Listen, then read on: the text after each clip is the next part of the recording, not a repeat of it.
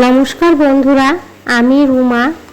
বড়দের প্রণাম, ছোটদের অনেক অনেক ভালোবাসা জানিয়ে মা মেয়ে কিচেনে সবাইকে স্বাগত। আজকে তোমাদের সঙ্গে একটা ভিন্ন স্বাদের রেসিপি শেয়ার করে দেখাবো। চলো তাহলে দেখা যাক আমি কি করে বানাই। প্রথমে আমি কড়াতে সর্ষের তেল দিয়ে দিয়েছি। এবার এর মধ্যে দেব কুচনো পেঁয়াজ। এখানে আমি 3টে পেঁয়াজ কুচি করে নিয়েছি।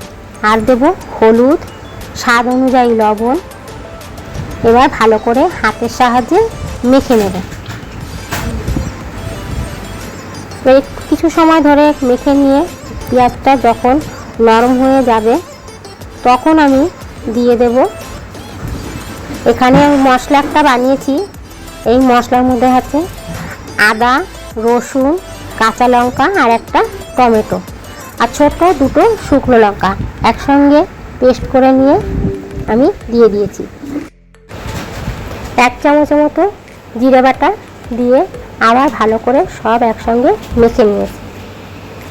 এবার আমি আগে থেকে কাঁকড়া ভালো করে ধুয়ে পরিষ্কার করে নিয়েছিলাম, সেই কাঁকড়াগুলোকে এর ভেতরে সাজিয়ে দিচ্ছি।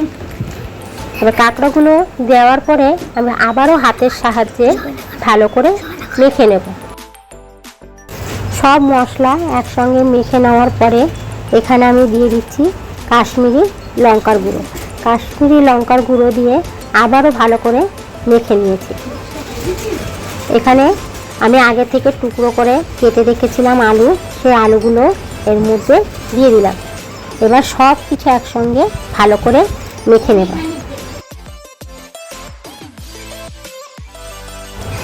মশলা ধোয়া বাটি যে জলটা সেটাও এর মধ্যে দিয়ে দিলাম। এবার দিয়ে গ্যাস অন করে আমি কড়াটাকে বসিয়ে দিলাম। এবার ভালো করে নেড়ে চেড়ে মশলাটাকে কাঁকড়ার সঙ্গে কষিয়ে নেব। নিয়ে আমি 5 মিনিটের মতো ঢেকে রাখবো। 5 মিনিট পরে ফিরে এলাম। এবার আমি ঢাকনাটা খুলে নিয়ে আরও একটু নেড়ে চেড়ে নেবো। দেখো বন্ধুরা কি সুন্দর ওপর থেকে তেল ছেড়ে দিয়েছে। এবার ভালো করে কষিয়ে নিতে হবে। দেখো বন্ধুরা খুব সুন্দরভাবে কষানো হয়ে গেছে। এবার আমি দিয়ে দেবো বাড়িতে তৈরি করেছিলাম হোমমেড মশলা। এই মশলাটা আমি তোমাদেরকে দেখিয়েছি, আমার চ্যানেলে দেওয়া আছে। তোমরা যদি কেউ দেখে না থাকো তাহলে দেখে নিতে পারো।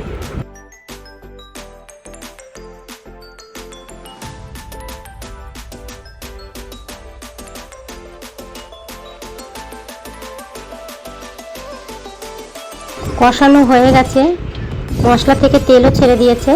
এখন আমি আগে থেকে গরম জল করে রেখেছি, সেই গরম জলটা দিয়ে দেব। গরম জল দিয়ে দেওয়ার পরে ভালো করে নেড়ে চেড়ে মিশিয়ে নিয়ে আমি 2টো কাঁচা লঙ্কা চিড়ে রেখেছিলাম, কাঁচা লঙ্কা 2টো দিয়ে দিলাম। এবার আরও কিছুক্ষণ ঢেকে রেখে দেব। কত সুন্দর হয়েছে দেখো বন্ধুরা। এবার আমি তোমাদেরকে সার্ভ করে দেখাবো। দেখো বন্ধুরা কত সুন্দর হয়েছে দেখতে, অসাধারণ লাগলো। আর তোমরা এরকম করে রান্না করে একবার খেয়ে দেখো, এর স্বাদ দুর্দান্ত হয়। আর এই রান্না তোমাদের কেমন লাগলো অবশ্যই কমেন্ট করে জানিও বন্ধুরা।